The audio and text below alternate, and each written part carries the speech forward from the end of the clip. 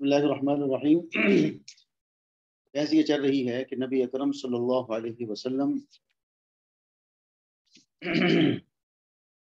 دعوت دینے کے 4 مراحل بیان۔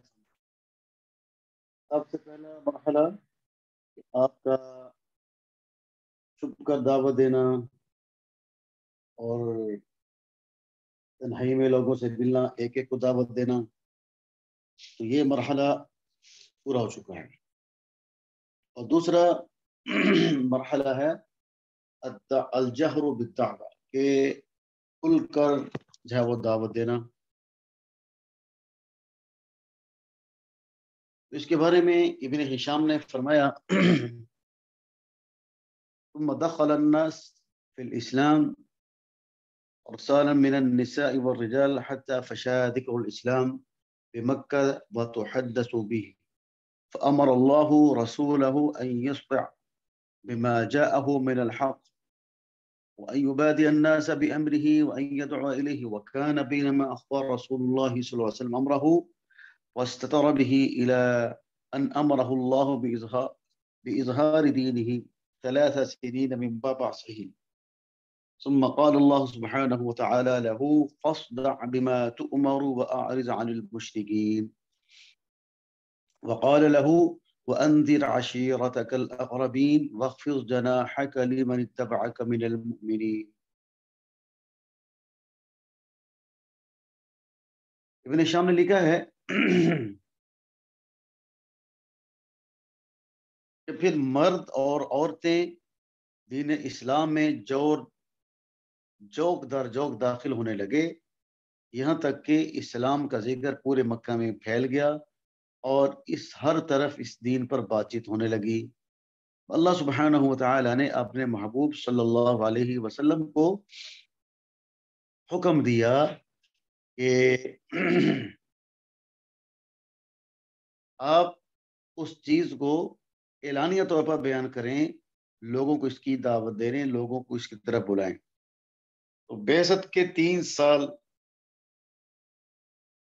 خفیہ تبلیغ کے بعد نبی اکرم صلی اللہ علیہ وسلم کو اللہ تعالیٰ نے اعلانیہ تبلیغ کرنے کا حکم فرمایا۔ چنانچہ اللہ تعالیٰ نے فرمایا فاصدع بما تؤمر واعرض عن المشرکین، کہ جس چیز کا آپ کو حکم دیا جا رہا ہے آپ اس کو کیجئے، آپ اس کو اعلانیہ طور پر کریں اور آپ منہ پھیر لیجئے مشرکین سے۔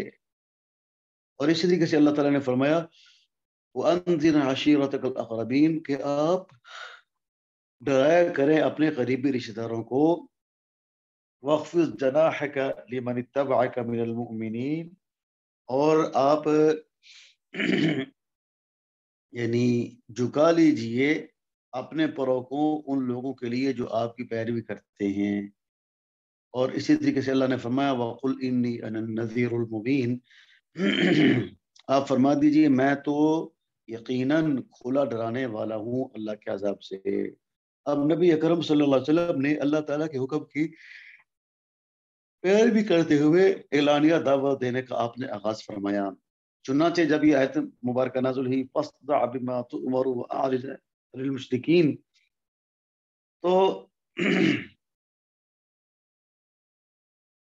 نبی اکرم صلی اللہ علیہ وسلم نے اللہ کے حکم کی تعمیل کے مطابق اللہ کے حکم کی تعمیل کرنے کے لیے آپ جو ہے وہ صفا پر چڑھ گئے، صفا پہاڑی پر چڑھے اور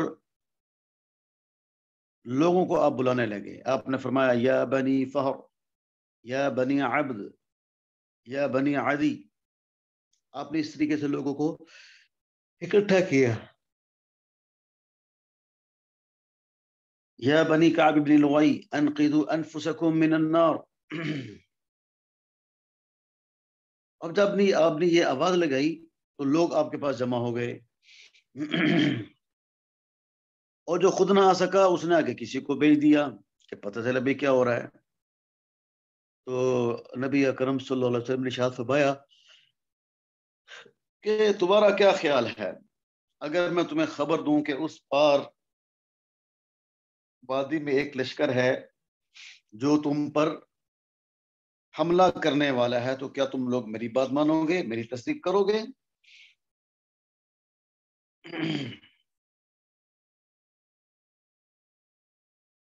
تو سب نے کہا ہم نے کبھی آپ سے جھوٹ نہیں سنا. آپ نے ارشاد فرمایا میں تمہیں آنے والے شدید عذاب سے ڈراتا ہوں جو بالکل تمہارے سامنے.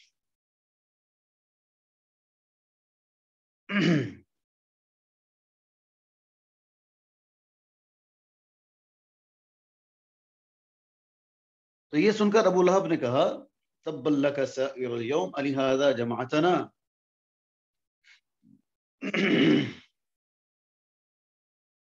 تو اس نے کہا کہ بھائی آپ کے لیے ہلاکت ہو، آپ نے ہمیں اسی کام کے لیے جمع کیا تھا. اللہ تعالیٰ نے اس کے بارے میں سورۃ اللہب نازل فرمائی تبت یدا ابی لہب وتب. پوری سورت مبارکہ اللہ پاک نے نازل فرمائی. پھر نبی اکرم صلی اللہ علیہ وسلم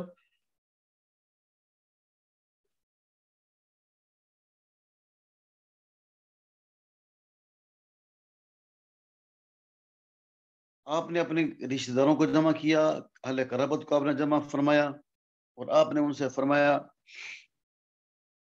یا بنی کعب بن لؤی اپنے آپ کو جہنم کی آگ سے بچاؤ. اے بنی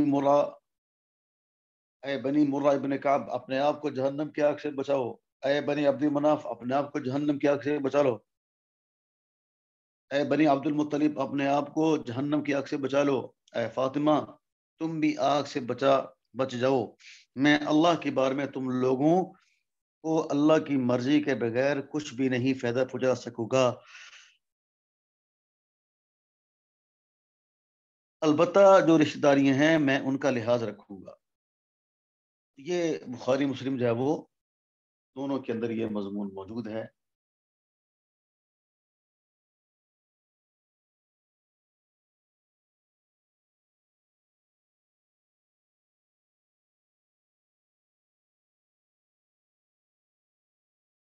جب نبی اکرم صلی اللہ علیہ وسلم نے اعلانیہ دعوت کا آغاز فرمایا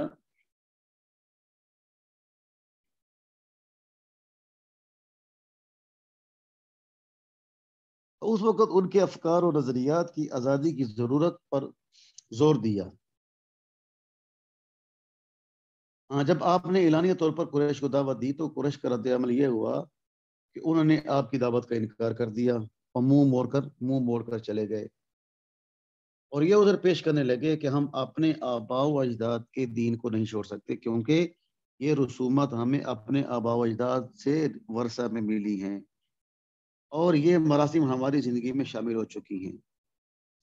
اس وقت نبی اکرم صلی اللہ علیہ وسلم نے ان کی افکار و نظریات کی آزادی کی ضرورت پر زور دیا اور ان کی عقلوں کو بتوں کی پوجا کی تقلید اور اتباع سے پاک کرنے کی کوشش فرمائی اور ان کو عقل و منطق استعمال کرنے کا درس دیا. یعنی آپ نے فرمایا کہ تم خود غور کرو کہ یہ جو تم کام کر رہے ہو یہ کہاں تک کام تمہارے لیے درست ہے. ان پر یہ واضح کر دیا کہ تم جن جھوٹے خداؤں کے سامنے عبادت کے لیے جھکتے ہو یہ تمہیں کوئی نقصان نہیں دے سکتے اور تم جو یہ جو خیال تمہارا جو یہ جو خیال ہے کہ یہ بتوں کی عبادت میں تمہارے آباء و اجداد کے ورثہ میں ملی ہے یہ عذر بھی سراسر غلط ہے. اللہ تعالیٰ نے فرمایا وَإِذَا قِيلَ لَهُمْ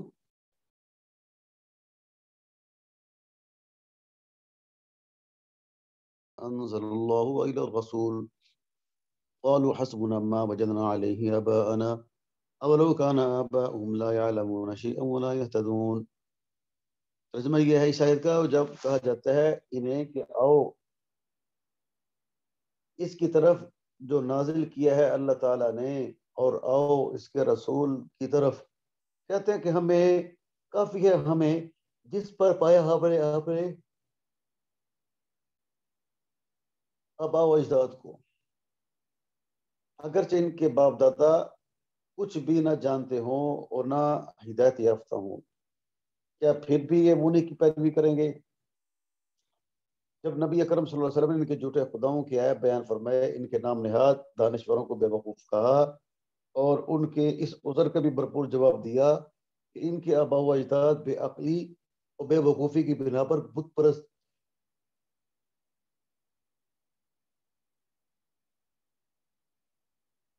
بن کے تھے یا بتوں کی پوجا کیا کرتے تھے، تو قریش مکہ نے ان باتوں کا بہت برا اثر لیا اور آپ کی دعوت کا انکار کر دیا، آپ کے خلاف جمع ہو گئے، سوائے چند ان لوگوں کے کہ جن کو اللہ تعالیٰ نے اسلام کی نعمت کر کے عطا کر کے ان کے چنگل سے بچا لیا۔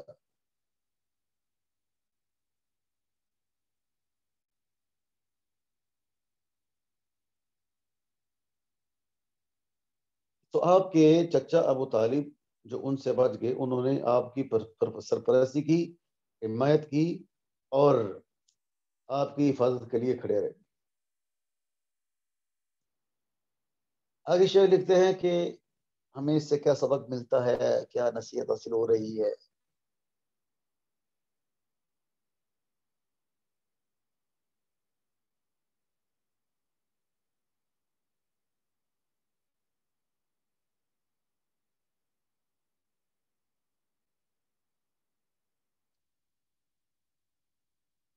تو سب سے پہلی بات یہ ہے کہ نبی اکرم صلی اللہ علیہ وسلم کی جو سیرت اس حصے کے 3 پہلوؤں پر روشنی پڑتی ہے، جنہیں ہم اختصار کے ساتھ ذکر کرتے ہیں۔ پہلی بات یہ ہے کہ جب نبی اکرم صلی اللہ علیہ وسلم نے قریش کو عام لوگوں کو اعلانیہ دعوت دی، تو یہ بات ان سب کے لیے خلاف توقع اور خلاف معمول تھی، جن کا واضح ثبوت یہ ہے کہ ابو لہب نے اسی وقت آپ کی دعوت کا انکار کر دیا،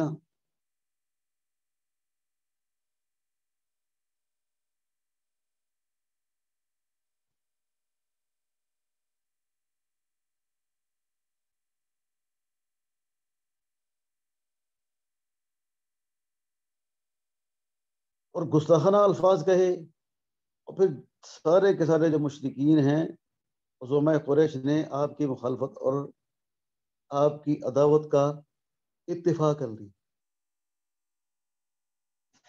کہ بھئی ہم میں سے کوئی بھی ان کی بات نہیں مانے گا، ان کی مخالفت کرے گا۔ فرماتا ہے کہ سیرت کے اس موضوع میں ان جھوٹے دعویٰ کرنے والوں کا بھی واضح رد ہے، جو یہ کہتے ہیں کہ دین کی تعلیمات اور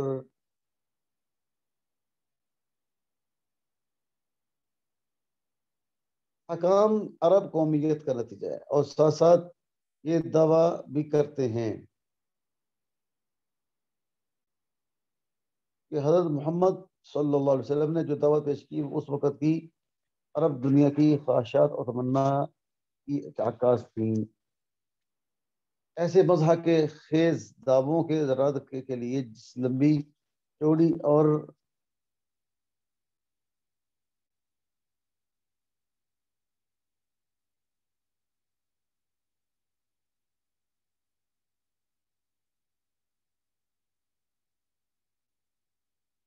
تو یہ یعنی اپنے مذہب کا خیزوں کے رد کے لیے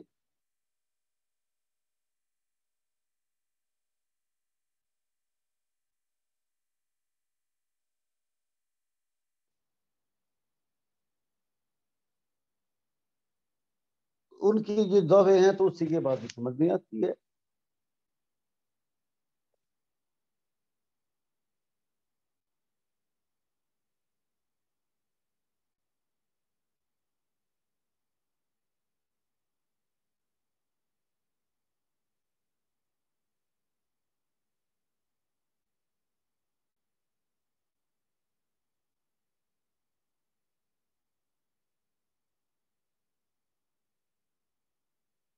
ہاں جی، تو یہ ہے کہ نبی اکرم صلی اللہ علیہ وسلم نے جب دعوت کا اعلان فرمایا اور اعلانیہ دعوت کی تو اب سارے آپ کے مخالف ہو گئے، بت پرست تھے، تو انہوں نے کہا بھائی ان هذا لشیء عجاب اجعل الآلهة الہ واحدہ ان هذا لشیء عجاب، بڑا عجیب آدمی ہے۔ یہ نصیحتیں باقی ہیں تو انشاءاللہ پھر کل پورا کر لیں گے۔ السلام علیکم۔